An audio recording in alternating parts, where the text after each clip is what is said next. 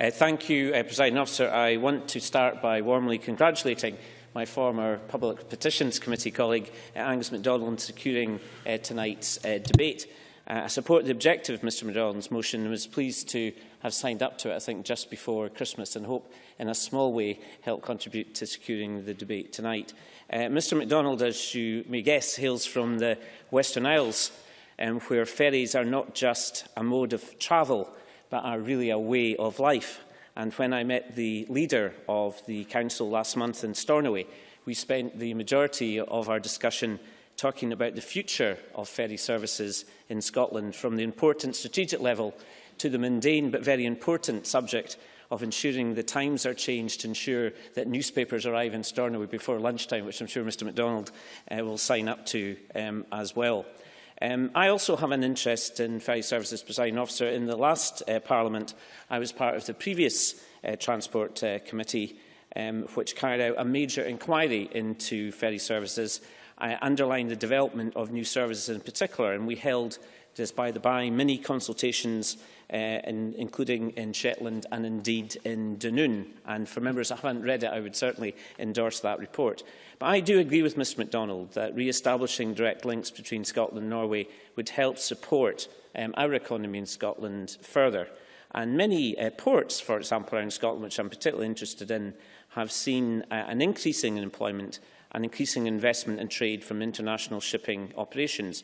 Could I particularly flag up harbours such as Scrabster, which have invested extremely heavily, and just touching on my own region, Inverness, Invergordon and Stornoway, just to touch on harbours I've visited recently, have all seen major investment. But looking wider than that, I know, of course, that Aberdeen and Rosyth are excellent ports with great facilities, and I'm sure my colleague Lewis MacDonald behind me would want to endorse at least half of that argument. Will Mr Stewart take an intervention? I'm very grateful to Mr Stewart for accepting that intervention.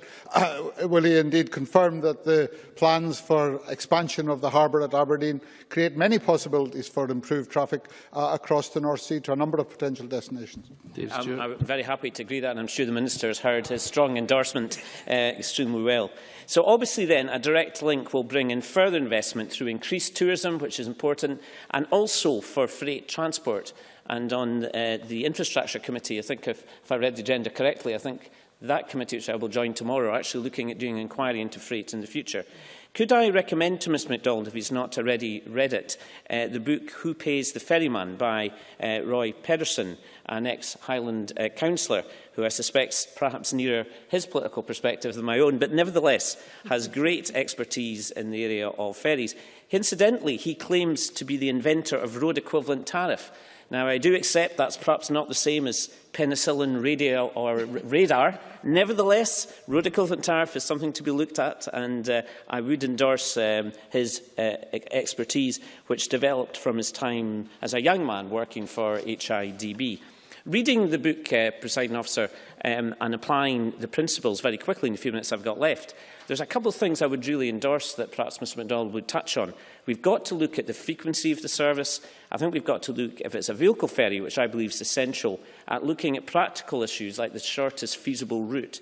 I also believe that we've got to look at efficient vessel design, which is absolutely crucially important for the crossing, because, of course, this will minimise capital costs and fuel consumption and perhaps avoid some problems we found in other ferry routes, particularly, I think, if you look at the Gourock to Dunoon through Argyll ferries, there was problems of not having the correct ferry for that route. So in my few seconds left, Presiding Officer, my summary would be you need to look at the right routes with the right speed.